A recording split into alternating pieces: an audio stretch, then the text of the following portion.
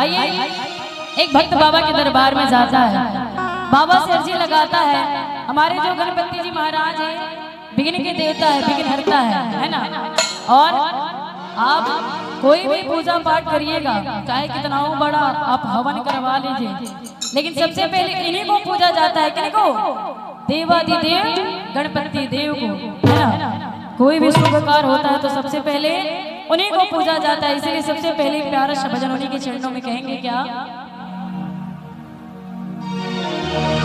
कि मंगल के दाता रहुआ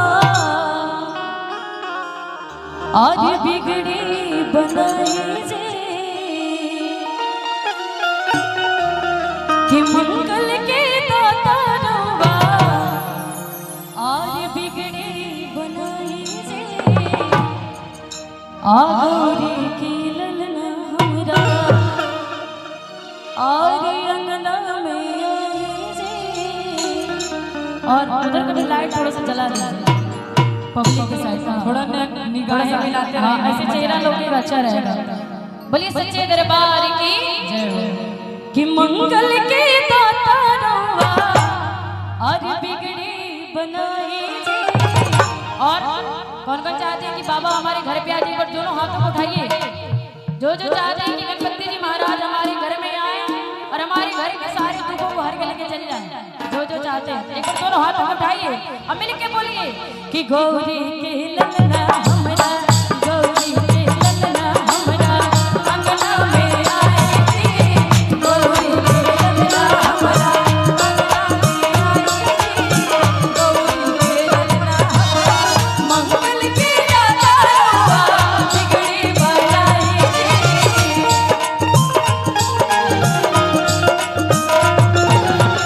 मंगल के दाता रहुआ बिगड़ी बनाई। हेलो, अच्छा आप लोग नहीं चाहते हैं कि हमारे घर का सारे दुख दूर हो जाए? हाँ, कौन कौन चाहते हैं कि हमारे घर का सारे दुख दूर हो जाए? पर दोनों हाथ उठाइए, अब बाबा से बोलिए कि गौरी के ललना हमरा, गौरी के ललना हमरा अंगना में आए जी, गौरी के ललना हमरा अंगना में आए जी, गौरी के ललना हमरा।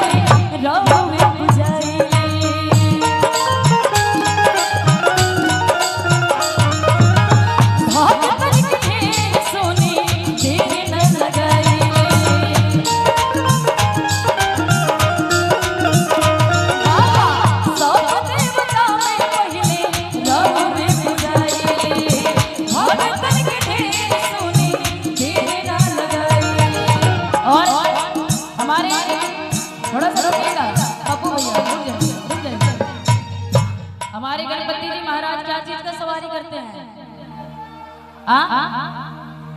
इधर से नहीं बोलना है किसी को। हमारे गणपति जी महाराज क्या चीज का सवारी करते हैं? मोस के। काली मैया क्या चीज का सवारी करती हैं? मेढक के।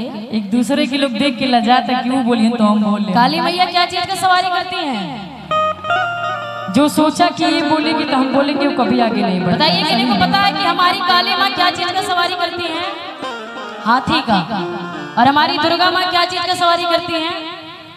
हाँ, बोलिए दुर्गा मैया की जय हो। तो हमारे गणपति जी क्या चीज का सवारी करते हैं? तो कैसे बोलना है कि मुझ पे सवार होके दर्शन दिखाई जी, मुझ पे सवार होके दर्शन दिखाई। और एक बार हमारे साथ मिलकर गाइए, बड़ा अच्छा लगेगा। एक बार दोनों हाथों उठाइए ना। उठाइए ना एक बार। अच्छा चलिए, ये लोग नहीं उठाएंगे, कम से कम आप लोग तो उठाइए। कहते हैं रूबी जी, कम से मेहरारू लग के उठाओ, तरह वो उठा ली हो। कहते हैं कि खुशियों पर मौज की रवानी रहेगी, कि खुशियों पर मौज की रवानी रहेगी, अजी जिंदगी में कोई ना कोई कहानी रहेगी। हम यूं सभी कलाकार कार्यक्रम में चार चांद लगाते रहेंगे, घर अब सबकी तालियों की मेहरबानी रहेगी, है ना। तो भजन हो रहा है तो थोड़ा सा भजन वाली फील भी दीजिए ना, एक बार दोनों हाथ उठाइए सभी लोग। और कि गौरी के